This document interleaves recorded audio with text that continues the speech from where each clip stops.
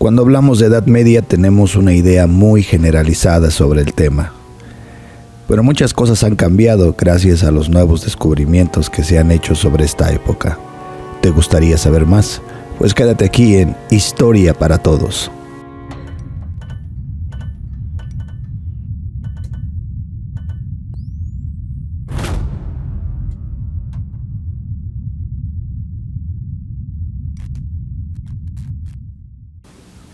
Este trabajo lo vamos a presentar a través de preguntas que se han hecho sobre el tema de la Edad Media y las respuestas más actuales que se tienen sobre el tema.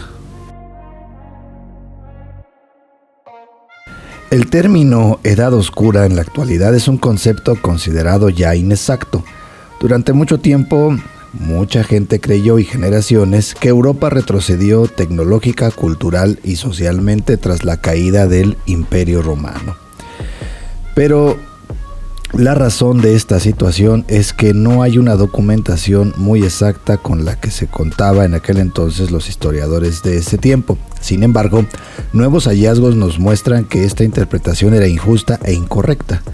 Ahora se refiere a hablar de Edad Media o temprana Edad Media, dejando de lado cualquier otro tipo de connotación. Algunos consideran que esta etapa acaba en el año 900 después de Cristo, coincidiendo con la llegada de un clima más cálido y de un florecimiento cultural y económico. Otros consideran que duró hasta el comienzo del Renacimiento en el siglo XIV.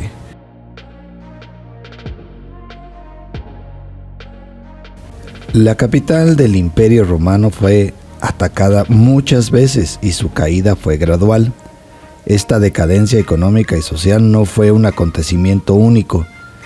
Dicen algunos que lo más parecido a un punto de inflexión fue el saqueo de Roma en 410 por los invasores visigodos, pero para entonces el imperio ya se había dividido en dos, Constantinopla y no Roma.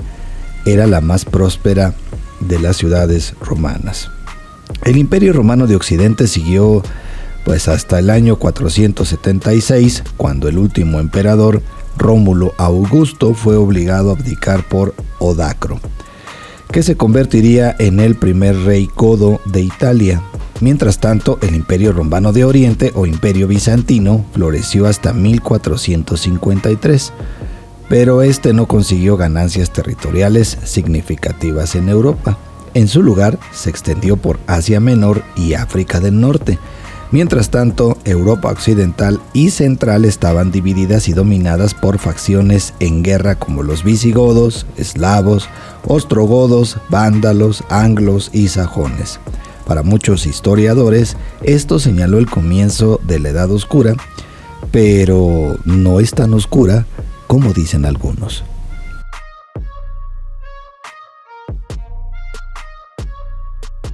Esta es la pregunta que se han hecho generaciones y generaciones sobre el tema entre la Iglesia y el conocimiento.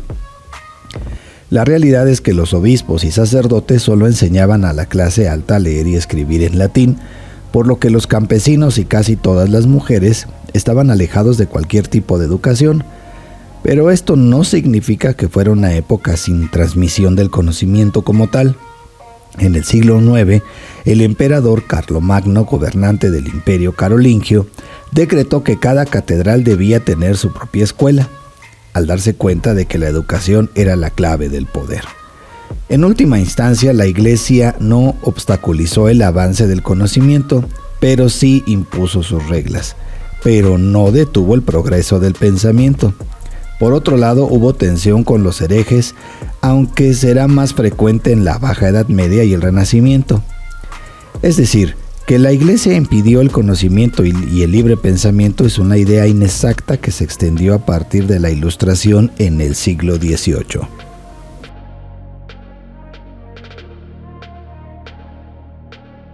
Uno podría pensar que después de la caída de Roma, esto implicaría el fin de la civilización urbana y el comienzo de una Europa atrasada y bárbara.